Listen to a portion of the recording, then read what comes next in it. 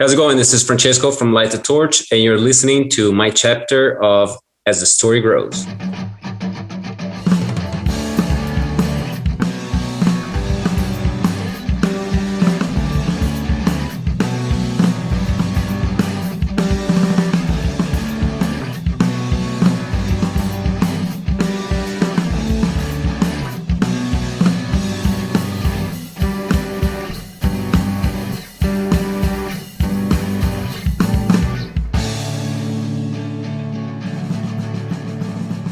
Welcome to the next chapter of As the Story Grows. I'm Brian Patton. This week, Light the Torch guitarist Francesco Artusato joins the podcast. I really hope I pronounced your last name correctly, Fran.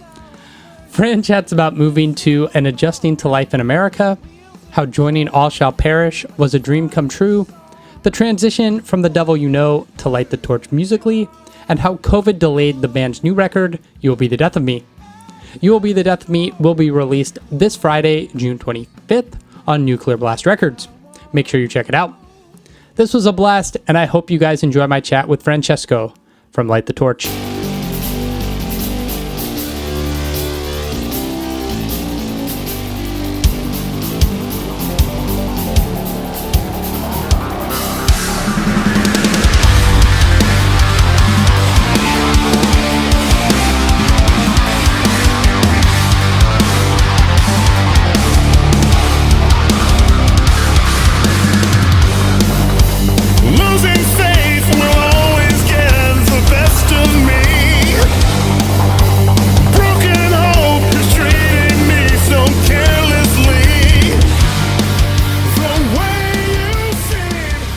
So I grew up in Italy, born and raised, like north of Italy. And at some point I figured out I was going to, do something crazy and move to the States and be a musician. What was growing up like? Just like very mellow. I grew up in one of those small medieval towns, Nice. with like medieval walls all around it. And it was like very, very nice. You feel very safe growing up, just like everybody's kind of nice to you. And then obviously you move to like a big city. It's like first I moved to Boston, and that was already like a big shock for me. But especially like even after 3.5 years in Boston and moved to LA, that was just like, holy cow, I had been to big cities before, right? Yeah. It's a whole different thing when you live in one, and then you start, experiencing the people and all that, and just like a lot of stories like you see in the movies, Right. But yeah, it's like it's been a journey, but a good one, and honestly, like was one of the best things I've done, in my life was moving to the States because of I had kind of like I figured out. I had a plan, and that plan was not going to work in Italy. Yeah. Obviously, that did come with a bunch of, not happy things like not being around family. Yeah. And because that's the main thing. Like besides I'm married. I've been married for 10 years. Yeah. And my wife is also not from the States, so we literally don't have family. Yeah, you just have each other. Yeah. So it's, you learn how to live like that. And, during the time like this pandemic and all that, it's like I've not been to Italy in like 2 years at this point. And, Oh man. It's, it's kind of like the price to pay to be able to do careers that are, quote unquote different. Yeah. Follow your dream. And I imagine the shock of moving to Boston, East Coast, like people a little gruffer, a little meaner than I imagined in small town Italy. Oh yeah. We're built differently over here. Yeah. Like I remember like me just not knowing, not really knowing what's going on. It's just like as soon as I moved, I remember it was like I think I was like lost. It was like I was trying to find a place, and I asked a cop. I saw a cop and just like walked towards them like class. The guy looked at me, just wanted to kill me. He's like, "We're not here to give you directions." And I was like, "Holy!" Like in Italy, you talk to the police like you just, the person that is working at the supermarket. It's the same thing. It's like it's not really like, oh, I should, fear you or anything. Yeah. Like, so yeah, there's many situations where it just be like or things where you like, they ask you to show them your ID. They look at your ID as like, this is fake. Like, what do you mean this is fake? So yeah, it's interesting. America. What got you into music? Well, like I really like, I was passionate about music even before I decided to be a musician. Yeah. And I just, grew up in the family, you listen to a lot of music, a lot of different kinds of music.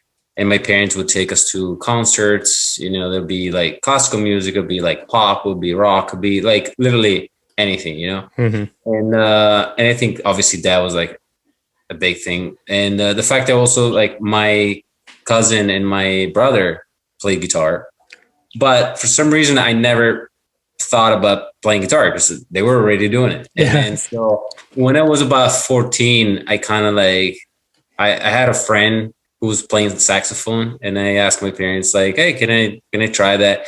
And I did for a few years, and it just like was not my thing. Yeah. I was just, but then like for me, like until like 19, it was all about martial arts. I was like obsessed with that. And then I injured myself.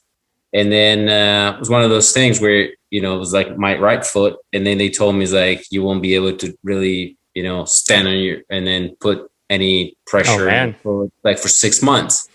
And so that was like, shocking for me. It's like, what am I going to do now? Like, I'm, this is what I do. And this is my, I would like train 4 or 5 times a week in different dojos and stuff. And so at that point, it's just, I guess, having guitars sitting around at home. Just like picked one up, and then my brother showed me "Smoke on the Waters," the riff, right?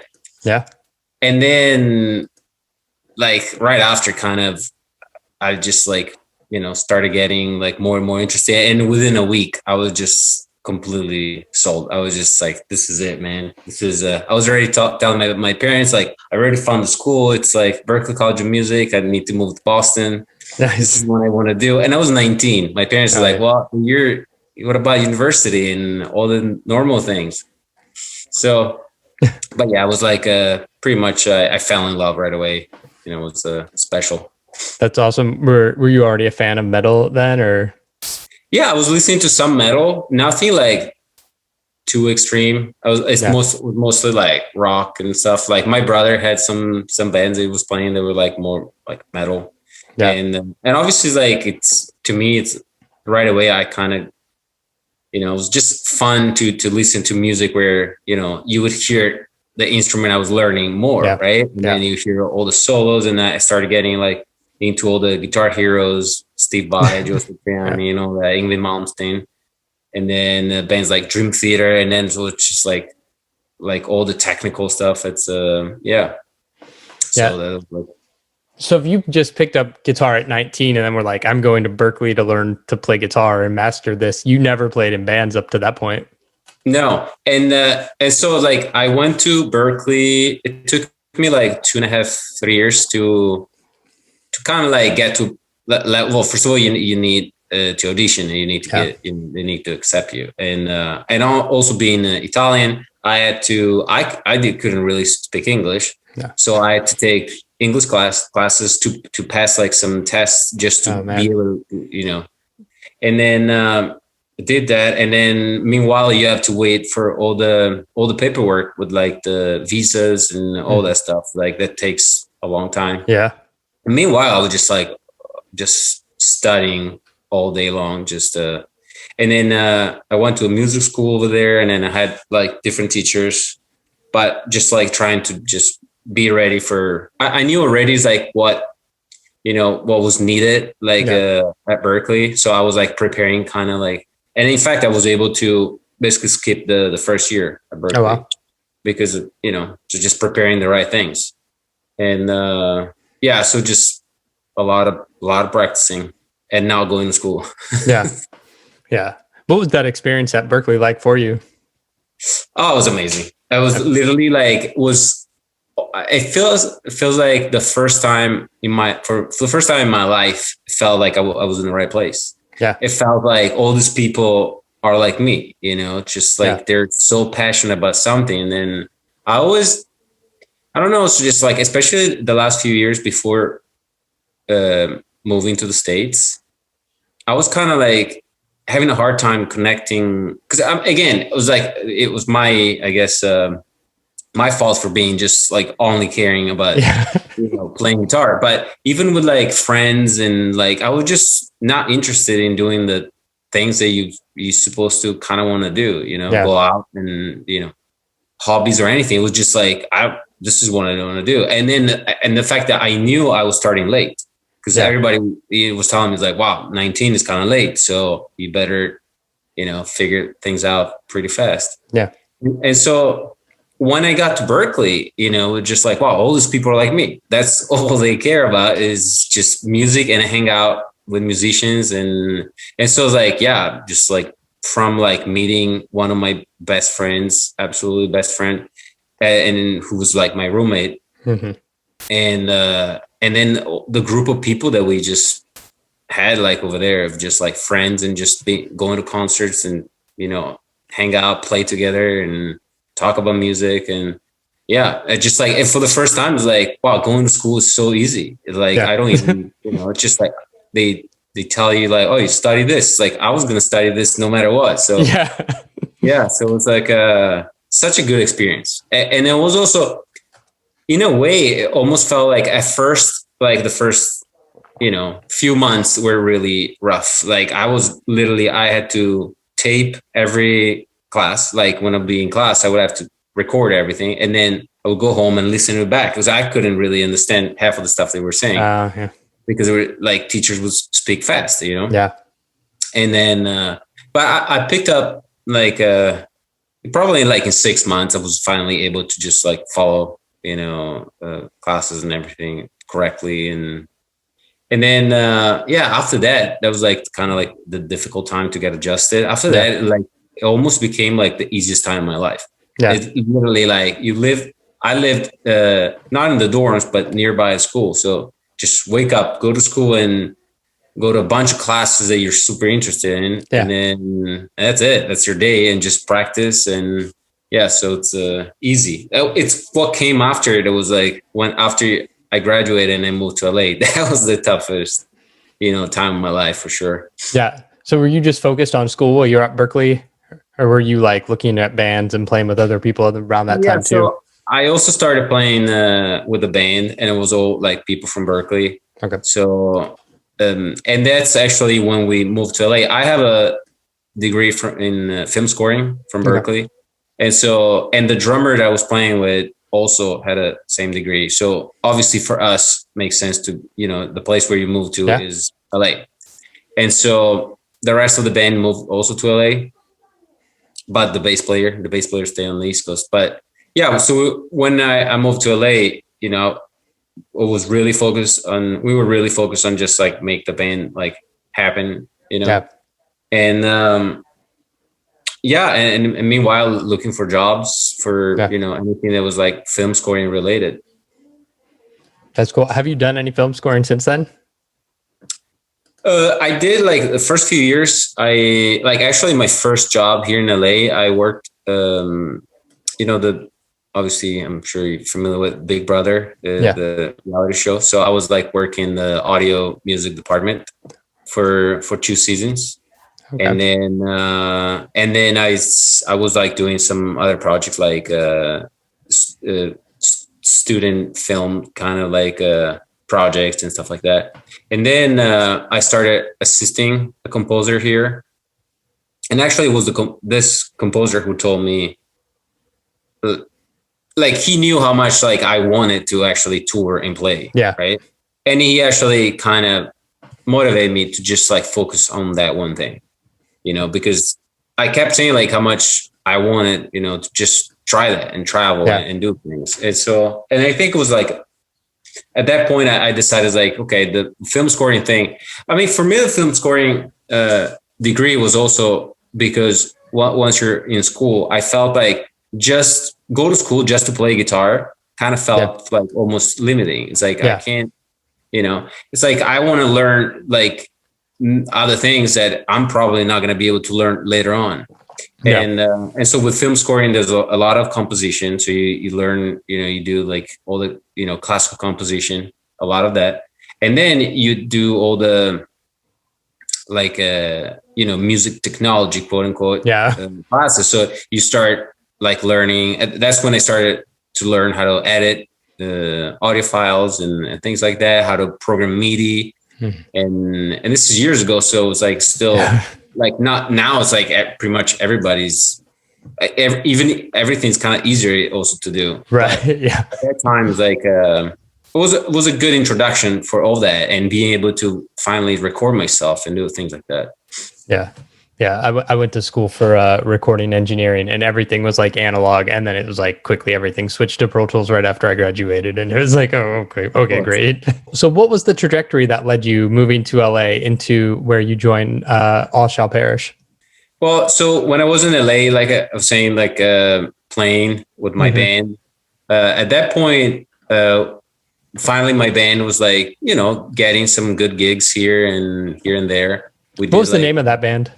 Hiss of Atrocities. It was like that prog death metal, just, it's like that kind of stuff. It's like, typical, like, oh, we're students. We know all the, we're pretty good with, techniques and stuff and music theory. So we're trying to do all that in songs that kind of don't make too much sense, but, just, so it's, if after graduating, it's common that you want to do that kind of stuff. Yeah. And actually, we played one of those shows here in LA that, the infamous shows where you're like pay to play. Basically, you have to sell 1 million tickets. Yeah. And then we were supposed to open. The deal was like we were opening for Divine Heresy, and we actually had to play after Divine Heresy. Oh no! So it's one of those things, like pretty much everybody left, and it's just like our friends and us playing. But the tour manager of Divine Heresy saw us play, and then after the show, he started talking to me. He stayed there. He talked to me, and it's like, dude, great playing, blah blah blah. So we started kind of like hanging out a little bit, and shortly after, actually probably a few months later, but through him, he knew the manager of All Shall Perish, and he had All Shall Perish. They were looking for a guitar player, and that's how they, this tour manager told them about me, and so that's basically how I got the the connection. And then once they hit me up, they asked me to in order to audition to film some stuff, which I did right away.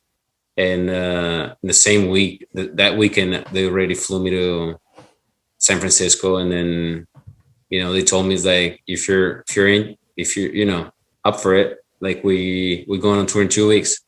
It's like, wow, this is awesome. It's happening.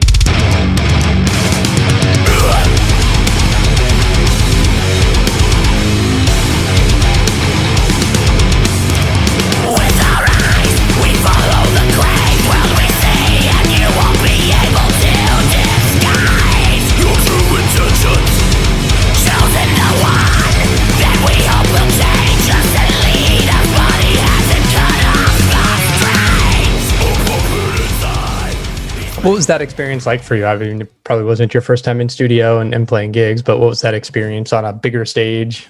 Yeah, I mean, the first run with All Shall Perish was with Danzig. Okay, wow. Direct support for Danzig. And actually, it was a really bizarre tour because, Danzig fans are not really, they don't really want to hear a band like All Shall Perish. Yeah.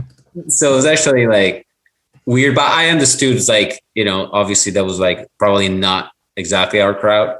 And then shortly after, we had Summer Slaughter, which was like 6 weeks in the States, just, playing shows with like 10, 11 bands, something like that. Yeah. And then, obviously on that tour is like, it's perfect for that kind of music. And songs were insane. So right away, I was like, felt this is pretty awesome. And shortly after we went to Europe, that was my first European tour, and that was like really cool tour. And yeah, so after that, just time to record the new album. And yeah, it was awesome that both the new drummer Adam and I were involved, right away, just like write songs and do your things.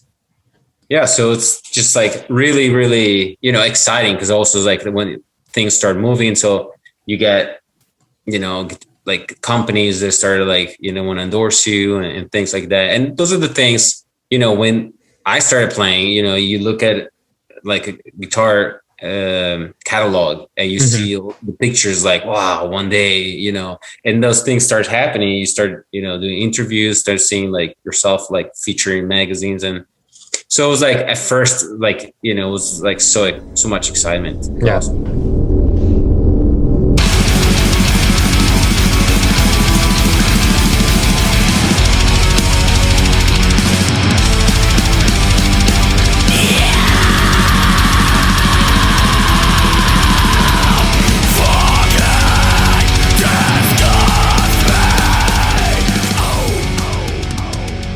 What happened is like at this point, probably 6 years ago, something like that, I guess, there was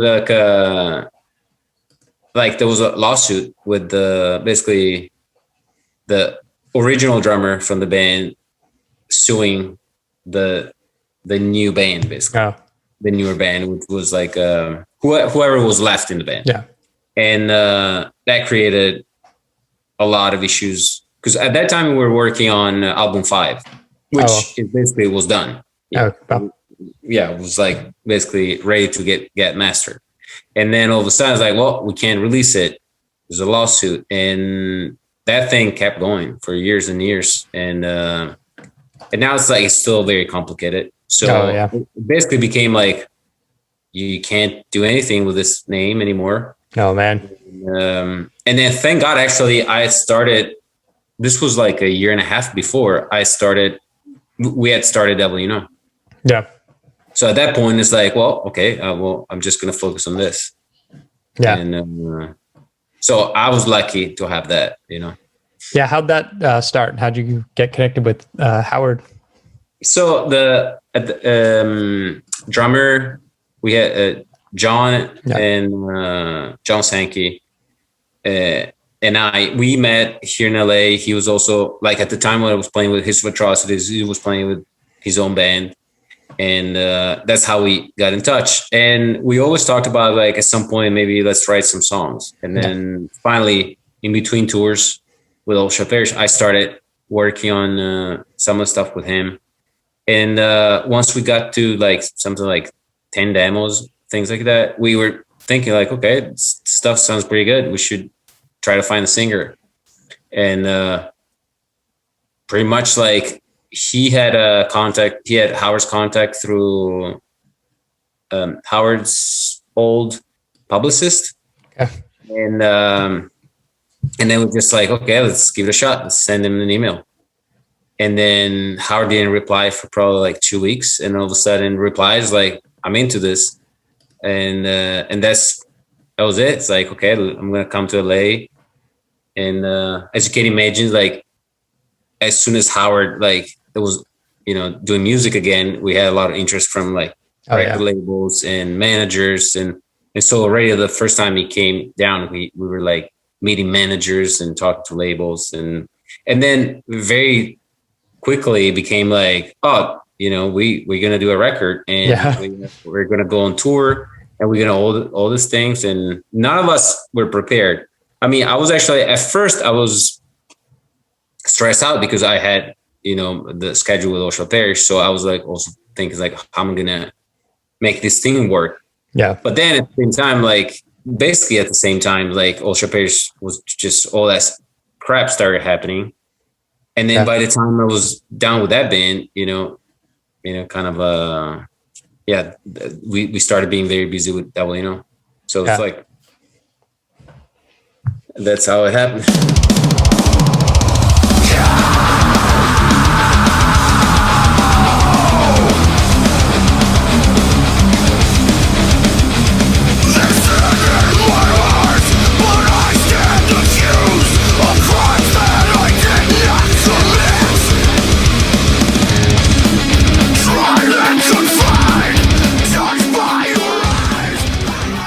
Was there any, I don't know if pressure is the right word, but like that expectation, you start a new band and then someone like Howard comes in and like there's a built-in fan base there. What's that experience like as opposed to something different and fresh? I mean, you kind of came into an existing band previously as well. Yeah. Well, I think first of all, like this one time, like it felt good because this was the band that we were starting, right? The three of us were starting a band. And even for Howard, I mean, he would say like with Killswitch, it's not a band that he started, right? Yeah. So that was the excitement of like, we're all starting fresh. The weird thing is that obviously being that he was doing music again, we started getting like so much feedback from producers, managers, label. Everybody had an idea what the band was supposed to sound like. Yeah. Right.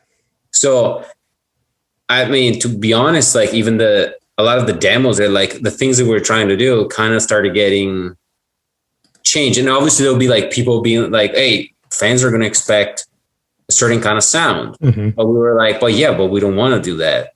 So that was definitely, it's like, I'd say like it was not easy at first.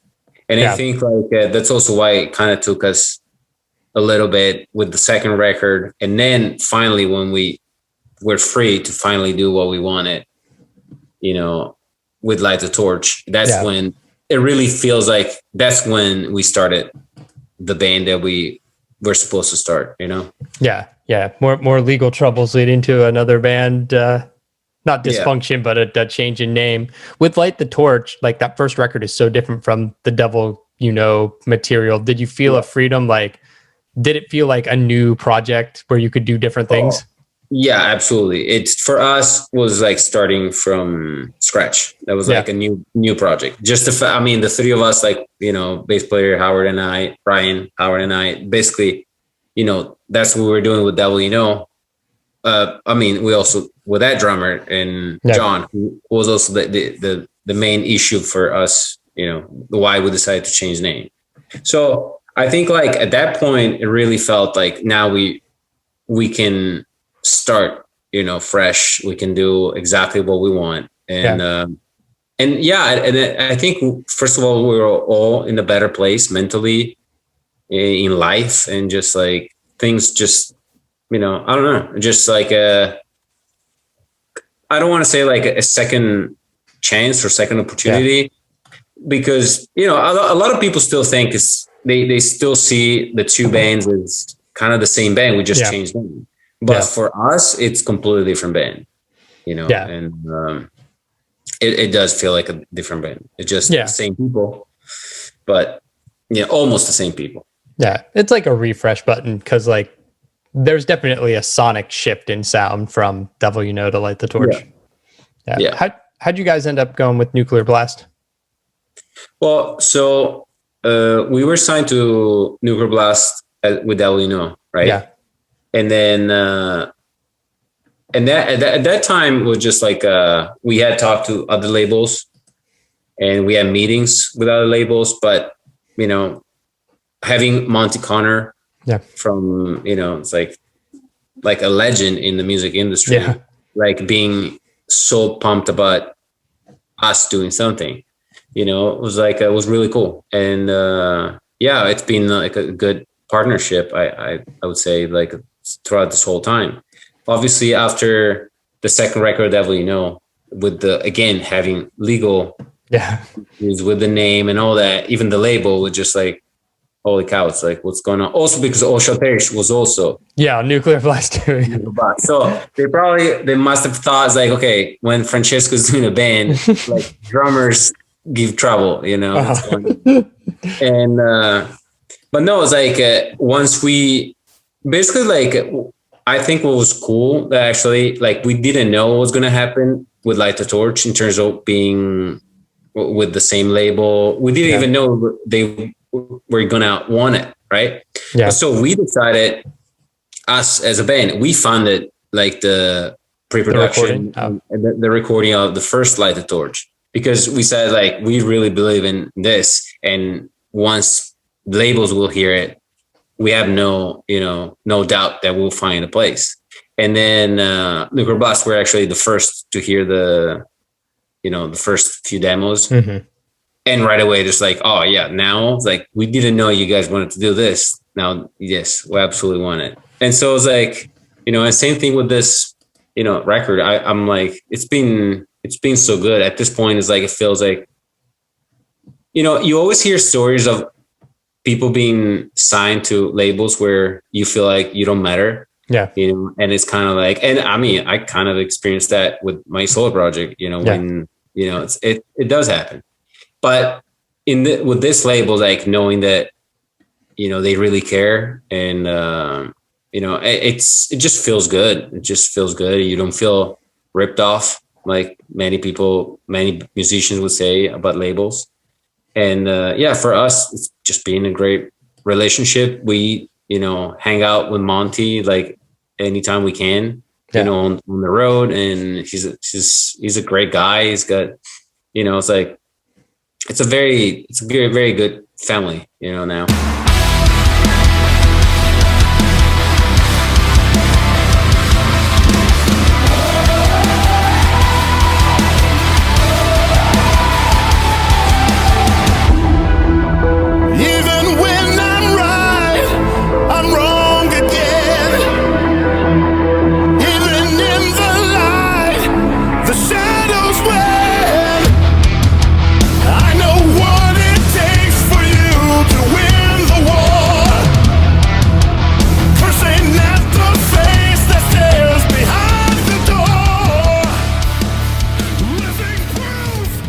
You guys are going to release your second full-length record, You Will Be the Death of Me, on June 25th.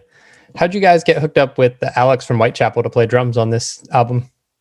Yeah, so after the first record, and when we started touring, when we decided to move on with the different drummer, because like, as people can imagine, like that's why kind of, as of right now, it's like even band photos, the three of us, because of, it's like, before that, we just like, the band is the three of us, and then I'd rather hire a drummer. With my previous experience at this point, I'd rather hire a drummer and go on tour with him, and then see later on, it's like how things work out, develop, and so we needed a drummer for the second half of the album cycle. And for me, I'm just being a fan of Alex. I got in touch with him.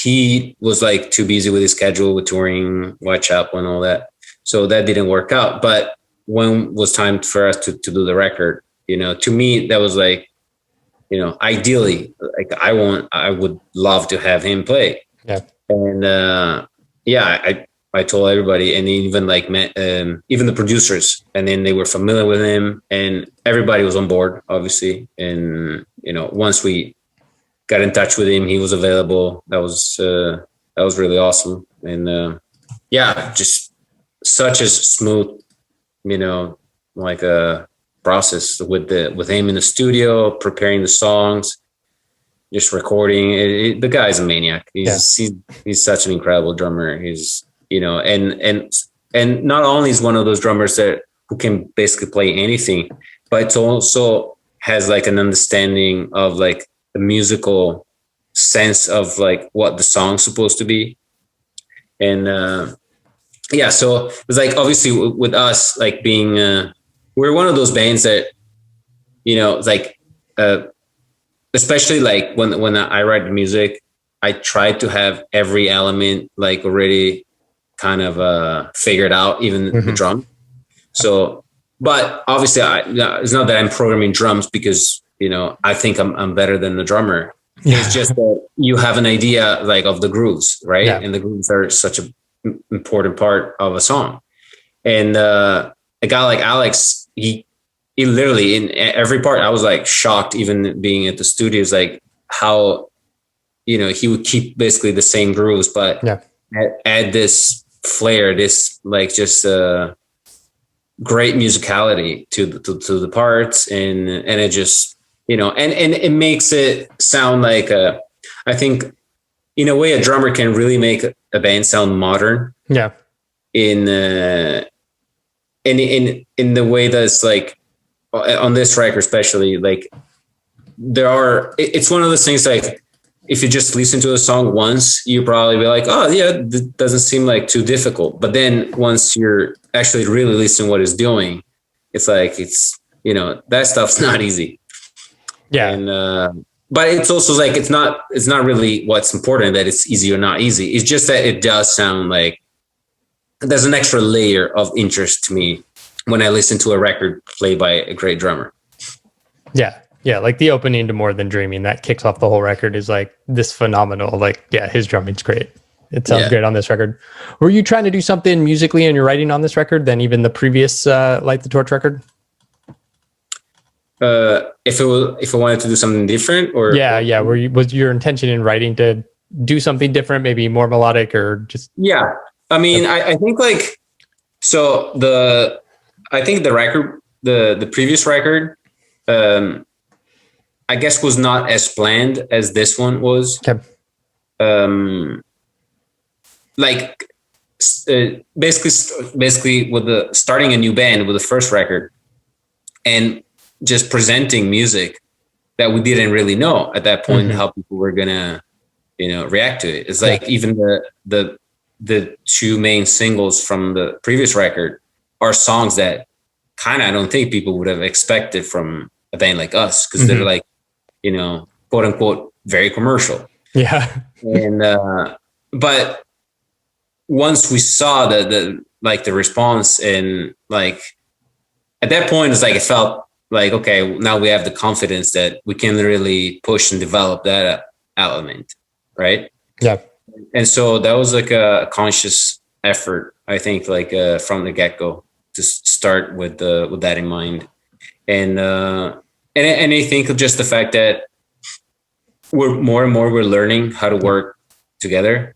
And to me, I think like what it's really needed is time, like to have being able to take your time, it's like take breaks in between. Like for me is very important to do pre-production and then have months off, and then because like that's when I write, and maybe I write different songs. I write like or I try to understand, or like I'm able to understand better what I think like the music should be, and yeah, it's like the fact that Howard more and more is him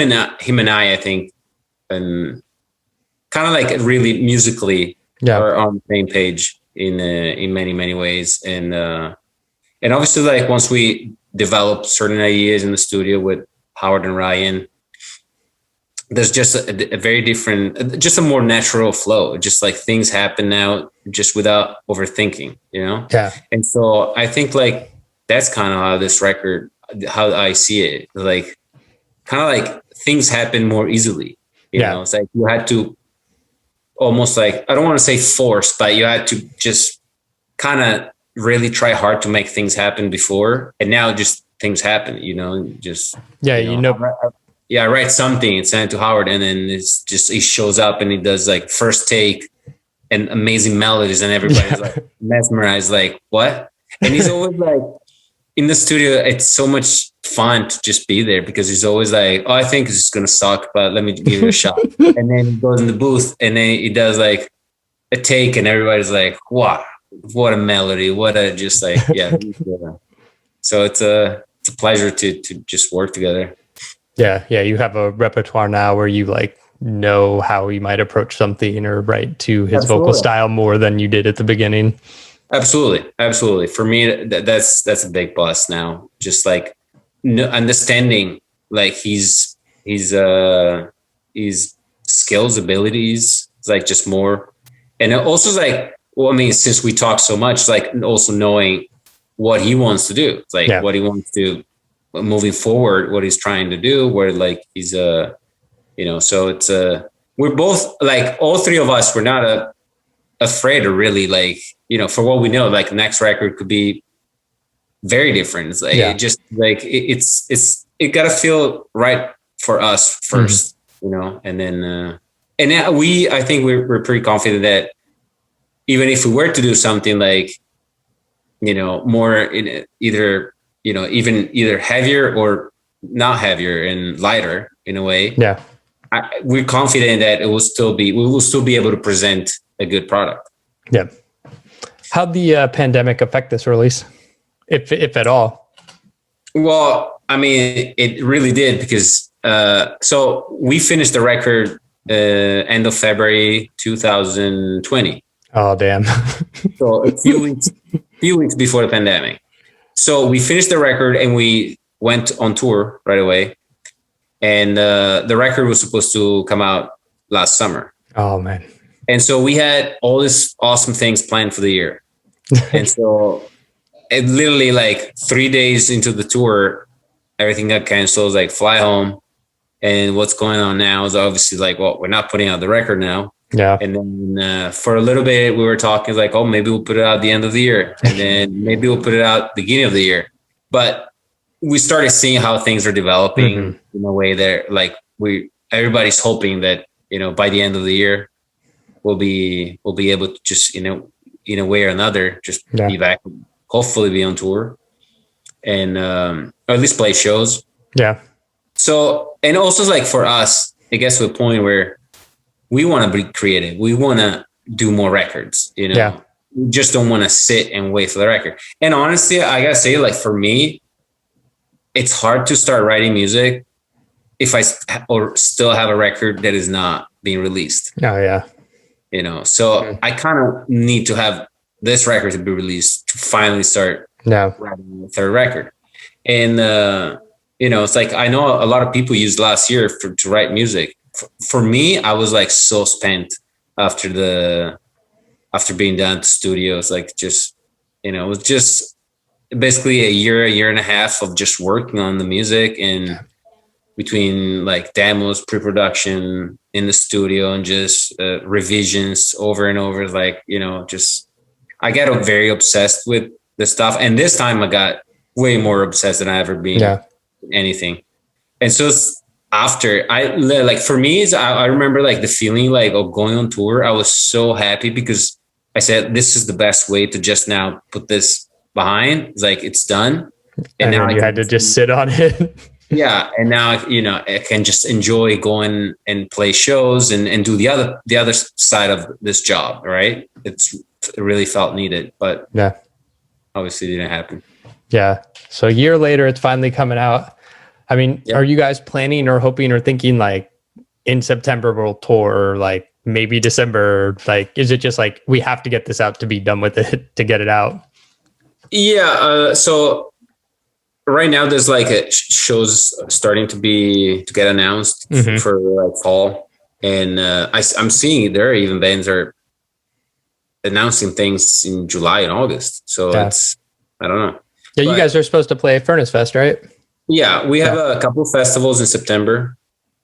And so we're trying to figure out right now other possible, it's like obviously knowing that everything in a matter of like a day or two, everything could get canceled. Because things go back to the way they were a year ago. It's like, no shows again. Yeah. So it's just now a matter of just like fingers crossed and let's hope that, we progressively get better.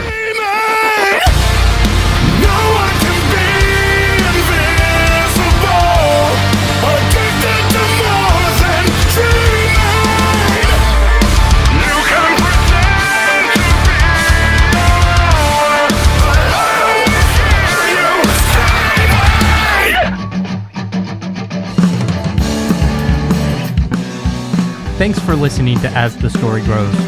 Our theme song was written and composed by the legendary Bob Nana. If you like what you hear, subscribe on iTunes and give the show a rating and review. If you'd like to support the show financially, click on the Patreon link at asthestorygrows.com. If you enjoyed this episode, share it on social media with your friends. Much appreciated, and thanks for listening. I never felt so young and alive as when I'm diving into a tune.